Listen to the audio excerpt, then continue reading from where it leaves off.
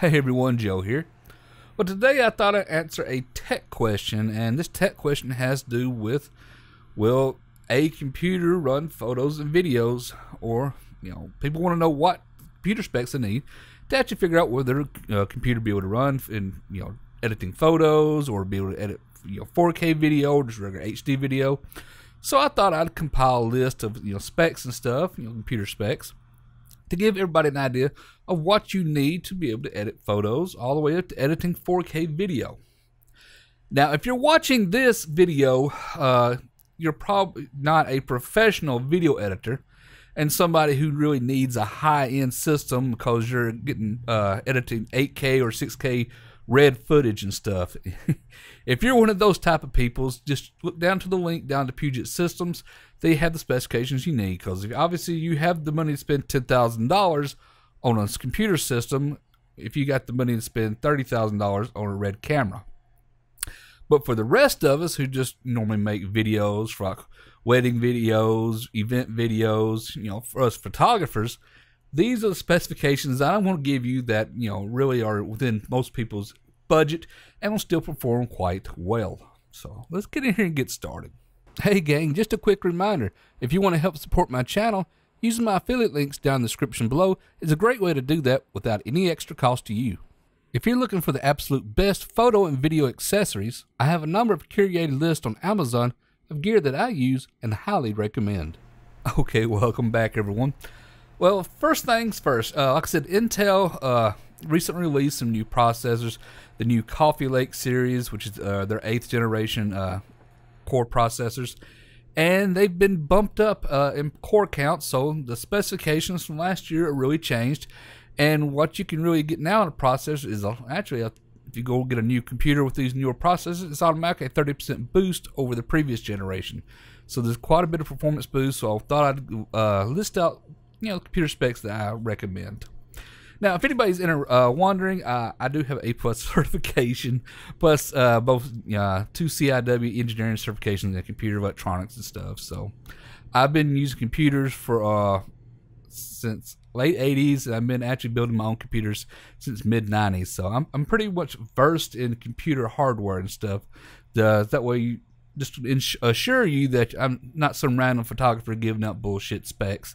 These are pretty decent specs and stuff I'm going to give you without breaking the bank. Now, that said, let's get in here and start talking about what you need. Now, if you're just editing photos and doing some occasional HD 1080p video editing, you really don't need a high-end system.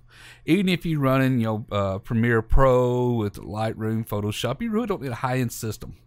Currently, the Intel i3 8100 processor, which is their newer i3 generation series, has 4 cores, 4 threads. It has a 3.6 gigahertz, pretty decent little processor compared to last generations.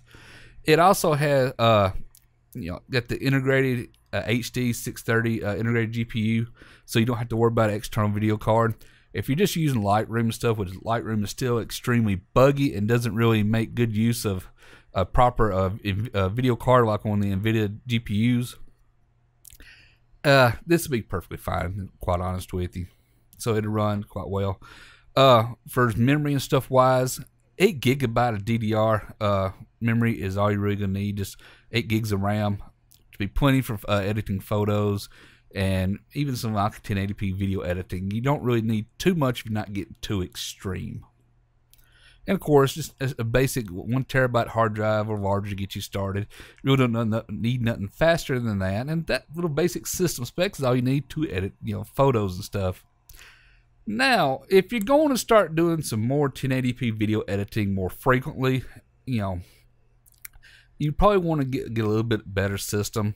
I recommend just upgrading that type of system, say to like NVIDIA GTX 1050 with 2 gigabyte or a video RAM. Just your basic lower end one. You get one of those cards, about $100. A lot of these computer systems, like my laptop, already comes with the NVIDIA GTX 1050 in it, and it makes working in Premiere really, really nice. Now you just upgrade that to a 16 gigabyte of RAM, or even a system with an SSD. The performance is really going to go up quite a bit, and that alone is going to perform quite well editing 1080p video. You're going to have no problem whatsoever. You don't have to worry about slowdowns, and it'll just scream editing photos. You know, if you consider how bad Lightroom already works, it's going to run, you know, very, very well. You don't have to spend a lot. So if you just edit in 1080p video and photos, those specs right there are just going to be, you know, really, really good. Now, if you're going to be editing 4K video, you're going to have to up it just a little bit, because 4K is more demanding, especially if you consider 4K is 4 times the amount of data that a 1080p video is. So then for this, I really recommend going to like the i5 8400 CPU. It's a 6-core, 6-thread, CPU. Runs at 4 gigahertz turbo. However, if you're running on all 6 cores, it'll ramp up to 3.8 gigahertz, which is still really fast and it'll do quite well. Now, also with editing 4K video, you're going to need more video RAM. With editing HD video, you really don't need more than 2 gigabyte, you know, unless you're doing like heavy multitasking, but we'll get into that later. But 4K, you're going to end up using more video RAM, and you really want to upgrade that video card to say like the GTX 1050 with 4 gigabyte of RAM. Normally you'll find those in like the TI models. If it has 4 gigabyte of RAM is what's really important, and that will be enough to edit 4K. You don't really need a high-end, super high-end card. One of these cards only costs you in between $130, $150, so they're still within that affordable price range. And of course, I highly recommend having 16 gigabyte of RAM as a minimum for this. 16 gigabyte RAM is what I really recommend. The performance you get for going more RAM really isn't there, even though there are some instances where even if you're just editing just in Adobe Premiere, you're going to need more RAM. For example, when you're syncing audio and video together, it really does eat up a lot of RAM. But from the rest of the processes, and I'll show you, screenshots appear on the screen, it really doesn't need more than that. Most of your other normal editing and stuff is going to be around in about 6 to 9 gigabyte range for what Premiere is actually using. So throwing in more RAM, especially with the extreme cost of RAM right now, is really not worth it. Later on when RAM prices drop back down, if you feel like you want to get a few percent more performance side of it, yeah, you can throw in another 16 gigs of RAM, but right now I just recommend 16 gigabyte. And as far as the main operating system drive and stuff, I really do recommend a 1 terabyte SSD, and for like an operating system and you're working on your files and stuff, and another at least 2 terabyte hard drive to store all the information on, to get it off that drive. That way you have plenty of space, because 4K files are going to take up more room, and you're going to need a place to work on those. And 1 terabyte SSD, like I said, for your operating system and your working files is really what you really need. And you're going to need a place to store all those. And it's like 2 terabyte regular hard drive is a great place to put them. Now, if you can't afford it, I really recommend running a RAID solution, especially like a mirrored RAID solution. That way, when you put stuff on one drive, it automatically mirrors it to the other. And if one of those drives goes out, you just simply got to replace the bad drive, and you don't lose any of your data. So, but unfortunately, if you don't have mirrored, you will lose your data, and that it just makes things a lot more better. But some computer systems, unless you build your own, may not support RAID. So that might be something you have to look at. You may have to get external RAID solution. Western Digital makes a lot of those RAID solutions that you can just plug up via USB 3.0. That's something to consider. Now, this next setup I'm going to recommend for those who are a bunch of professional photographers but don't have tons of money to spend. Because everybody's on a tight budget. But I really recommend these specs for somebody who's working a lot, editing, doing maybe 1 or 2 events a week, or even if one of those is like a wedding, you still got to work on your photos while your videos are rendering out. So these specs are really for those who are consider more heavy multitasking. So that's I really recommend these specs for somebody who might have, for example, Adobe Media Encoder in the background, exporting out video while they're possibly still working with a Premiere in front. Maybe they got Photoshop open as well, or maybe somebody who's editing, exporting video from Adobe Media Encoder or Premiere, and on another screen is working on Lightroom photos to try to meet a deadline. In fact, this type of system is really what that's actually aimed for. Whereas the previous system is kind of for somebody who's really not in that big of a hurry. For somebody like me who's not really multitasking that much, I'm the kind of person when for example, the Adobe Premiere is exporting, I'll just be on Google or on Chrome or whatever, surfing the YouTube or whatnot, or trying to watch Netflix. So I'm in no hurry. But for somebody who's in a real hurry, these next specs are really going to be for you. I really recommend going up to an i7 8700. This is a 6-core, 12-thread CPU, and it turbos up to 4.6 gigahertz. And I also believe, if I'm not mistaken, when it drops down to 6 cores, they're all running, say, about 4.4 gigahertz. Now, the GPU on this one, I really do recommend getting the NVIDIA GTX 1060 with 6 gigabyte of RAM, video RAM. And the reason I really recommend going up to this one is, like I said, if you're a heavy multitasker, you're going to be have a couple programs running. All of those are going to take video memory as well. So, regular 4K video can easily take 3 gigabytes, maybe 4. You're going to need the extra 2 more gigabyte of RAM to actually, work on other programs and have them run at the same time. And that's because if you open up anything else that's GPU accelerated, it's going to take up GPU memory. So I really recommend going to that. Now, if you go on Puget Sound's website, they recommend a GTX 1070 as a minimum. And GTX 1070 does have 8 gigabytes of RAM, so that's one plus. But the main reason they really recommend the GTX 1060 is for when you're what's called downsampling video. For example, if you're taking 8K red footage or 6K footage from one of those red Epic cameras or whatever, and you're exporting down to 4K, going to a GTX 1060 is a huge step in performance in that transcoding process. Whereas, so like the GTX 1060 and 1050 all perform equally well for as exporting and working in Premiere, except for that one task. And when you don't consider the amount of RAM on each one of the video cards anyway. But, so if you're going to be doing that, you're probably not watching my video anyway. You probably already spent $10,000 on a computer system. So for those type of people, unless you are editing, starting out and you do want to go on a budget, like I said, if you're exporting out from, say, 6K or 8K down to 4K, or doing a lot of 4K down to 1080p, which I kind of do, but it's just really more noticeable when you go up to the much higher resolutions like 8K and 6K, exporting down to 4K, or even exporting those down to 1080p, which I don't know who would want to do that. But you definitely want to look in to get the GTX 1070 or maybe even a GTX 1080.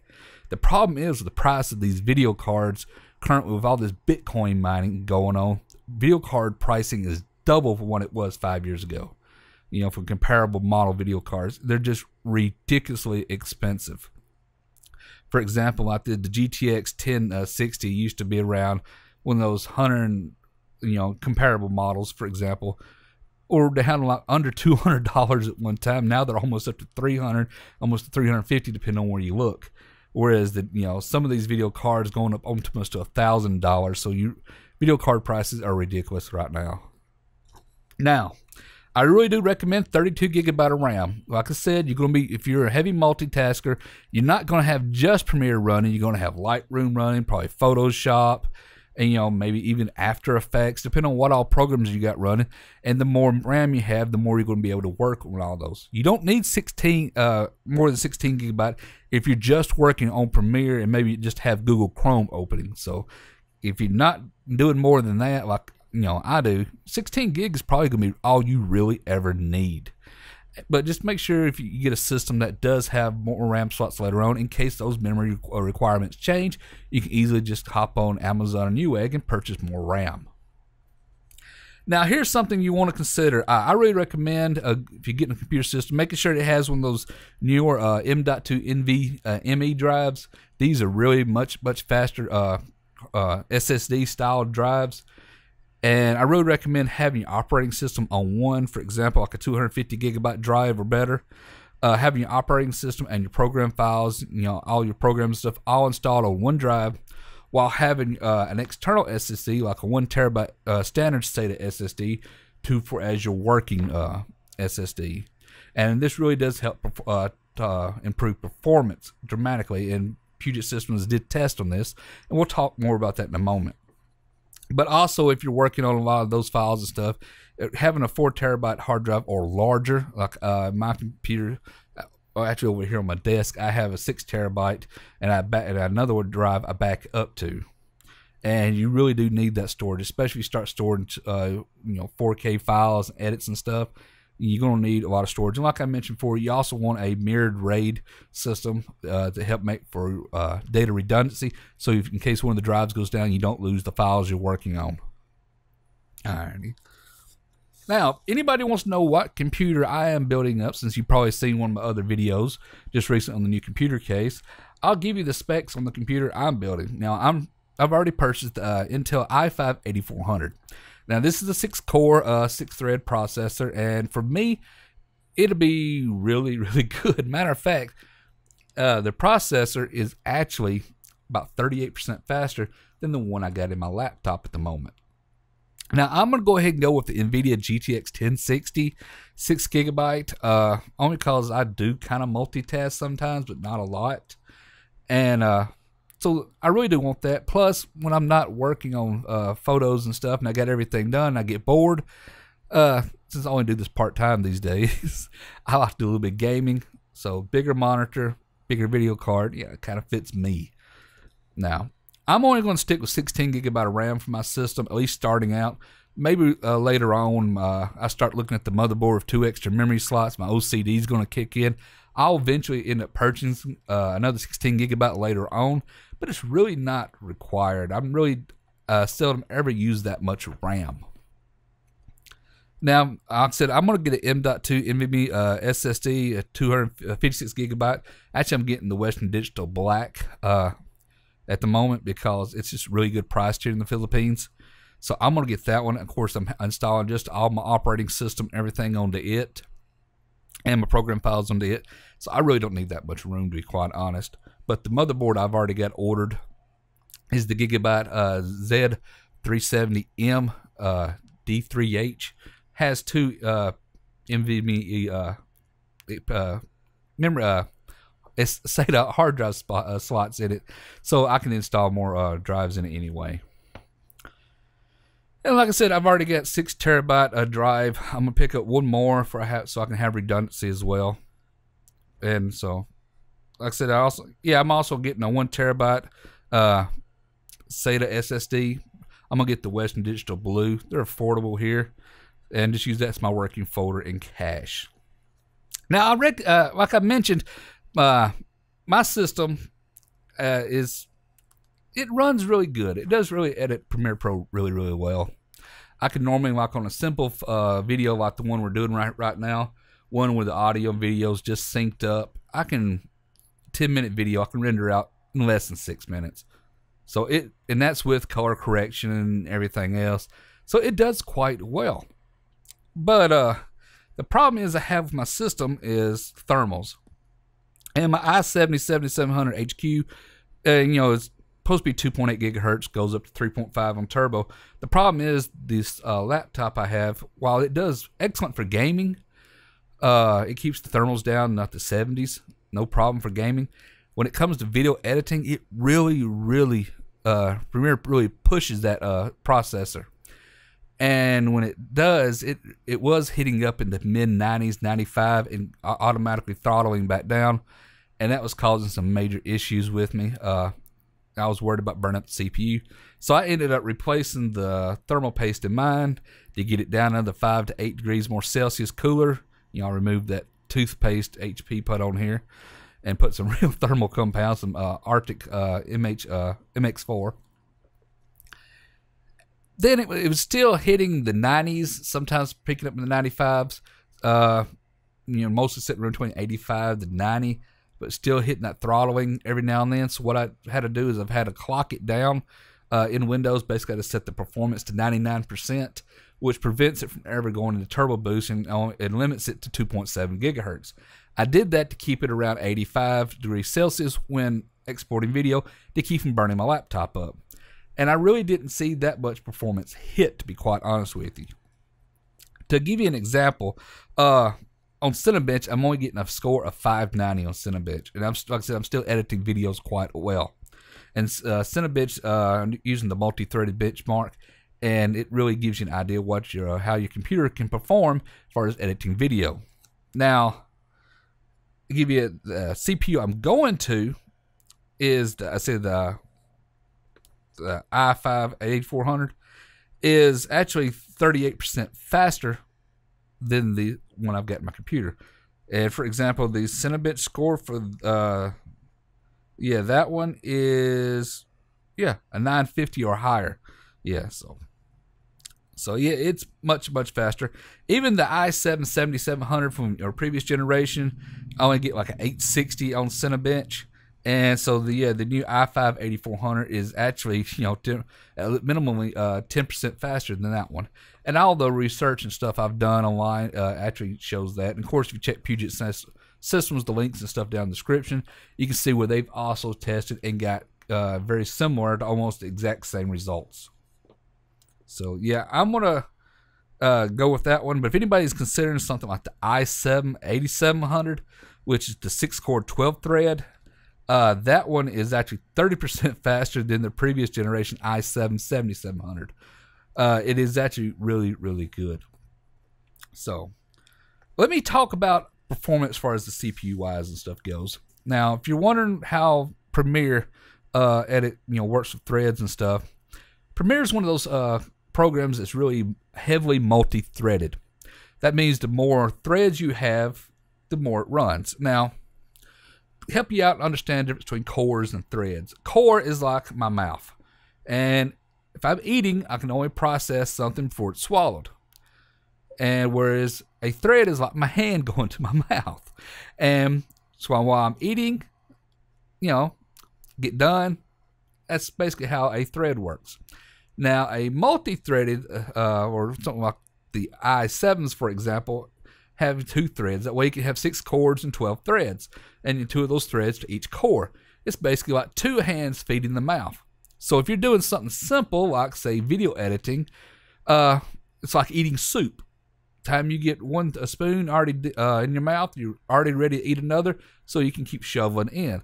However, some tasks are not that, don't really work that well, or just different the way they're going. It takes longer to process, and it can be like eating steak.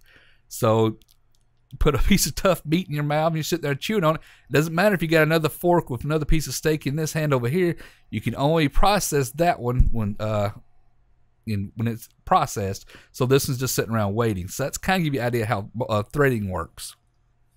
So like I said, with the latest updates and stuff, Premiere is really one of those things where after 12 threads, which is normally like on the i7 with 6 cores, 12 threads, making the i7 8700 really ideal. It really actually starts looking for higher processor speed overall. So after 12 threads, even if you have more CPU cores, it's really not as helpful as if it was just had faster CPU overall. And which reminds me, I'll talk about Ryzen here in just a minute. So that's really the reason on that one for the threads. Like I said, the i7 8700 is like the one to go to at the moment. It's really fast. Probably one of the best ones for Premiere. And I know a lot of people are going to say, well, what about AMD's Ryzen 7? And there's a reason I haven't recommended any Ryzen processors in this yet. And that's because while the Ryzen, especially like the Ryzen 7 1800X, it can outperform in some instances better, up to like 10%, maybe a little bit higher than, say, like the i7 8700. However, there's issues with it with doing other things like photos. For example, with Lightroom and Photoshop, it actually ends up being slower, or slower than, say, like the i3 8100. It just really is much slower. It's really hesitant. Between all the other issues and stuff, I just really can't recommend it. And that's sad because I had originally started out really looking into Ryzen about a month ago. trying to decide if I wanted to go from Intel back to AMD, because I love AMD. Don't get me wrong here. I've always been a huge AMD fan, but while Ryzen may be great for you just working in Premiere, as far as exporting out all the other things like live viewing your footage, working on stuff, it's actually slower.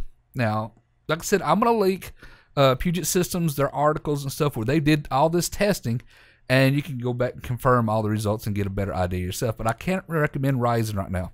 Maybe later on, when more software updates have come out, Ryzen may become better. But right now, it's still kind of threading behind the newer Coffee Lake CPUs a little bit. So I currently recommend it. Now, if you're going talking about SSDs and stuff a while ago, going to an SSD over a hard drive, your standard hard disk drive, you automatically working within like Premiere and stuff, it's automatically a 10 to 20% performance boost. Like I said, check out Puget System articles down below for more details on that. And I also talked about moving your operating system, keeping it on one SSD to and put all your working files on your media cache and a scratch disk and all that onto another SSD. And you can see some minor performance boosts, maybe only 3%, to like importing and stuff. You can see up to a 600% boost. So, like I said, check the articles down in the description below to Puget Systems, where they really detail this and show you in depth what's what and how the performance is in certain areas and how it isn't, to give you a better idea. But yeah, it's just better practice and it just runs a lot better.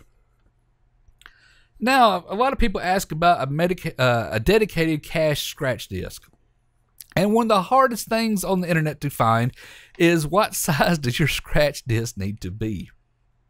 And to be quite honest, it can be quite small. It can be 64 gigabyte, which is perfectly fine. That's all you really need for a scratch disk. I know it's really hard because you see a lot of people, when they do the benchmark stuff, list like a 1 terabyte scratch disk, and you're thinking, why? Why do you need one that big? You really don't. Matter of fact, it's actually getting hard to find a 64 gigabyte drive because you actually want one that's still pretty fast. Just get a basic, say, like 240 SanDisk or like a 250 Western Digital, because those are about the smallest ones they got these days that are still like, still pretty fast. And having an external scratch disk, it just makes things easy, because after you've been working with files and stuff, you go to clean up, you can just automatically just delete most everything on that disk and be done with it. You don't have to worry about if any of those files are important. However, performance-wise, it's very marginal at most to have a scratch disk separate. Just as long as you get that scratch and media cache off your operating system onto that working SSD for your second drive, that itself is just a pretty decent boost in performance. All right, let me see if there's anything I missed here. And oh yeah, Puget Systems actually recommends an NVMe or a SATA SSD and a SATA SSD in RAID, striped RAID 0, as a media drive if you're going to be working with any kind of RAW files, which I don't think anybody watching this is probably going to be working with too many RAW files. But they've noticed in some instances, like RAW TIFF files and stuff, especially like high 6 and 8K footage, that a standard SSD just was not able to keep up.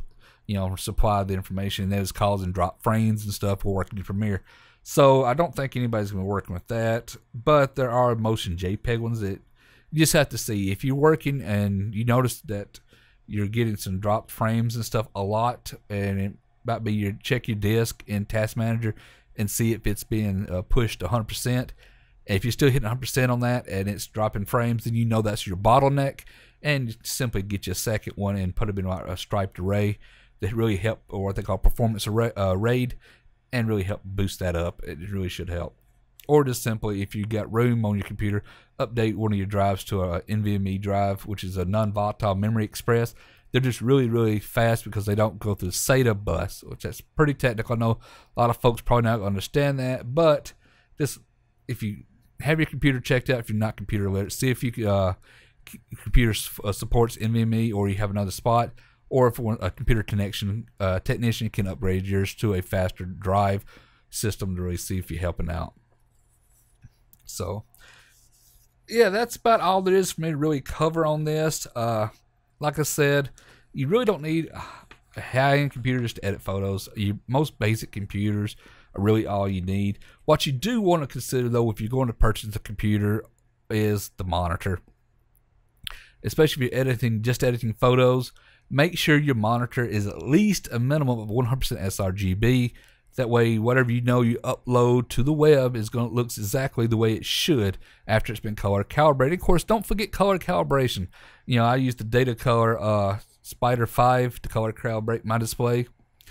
But a lot of your other displays and stuff, you need, if you're going to be doing a lot of professional photo editing, especially if you're doing any kind of like commercial photography, or you're doing a lot of product photography stuff or color stuff, has to be exactly perfect.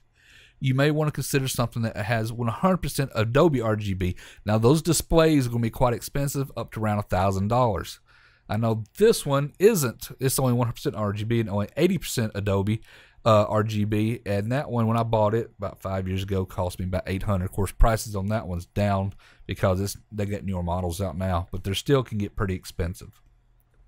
But that's what you really got to look for the most when you're doing photography. Of course, you want your videos to be all color calibrated too. So, like I said, got to budget in that display also. So don't try to get you a super high-end computer, then skimp on the monitor. Keep that in mind. Well, anyway, that's it for this video over one. I hope it's been helpful. I hope it wasn't too monochromatic, and I don't want people to think I'm being completely monotone over here and boring or anything. It's just a lot of information, but it's basically simple information. Like I said, hopefully I put everything up here on the side of the screen to kind of give you more, to help you visually figure things out, so you can write them down, information down. That way, when you go looking for a computer, you can find what you need and stuff. But anyway, I hope this video's been helpful, and I hope if you do like it, if you'll give me a thumbs up. Thumbs up's always highly appreciated. And if you're not a subscriber to my channel yet, please take time to subscribe. Subscribing's free. It's for you, and lets you know when I release more videos. Until next time, thank you for watching.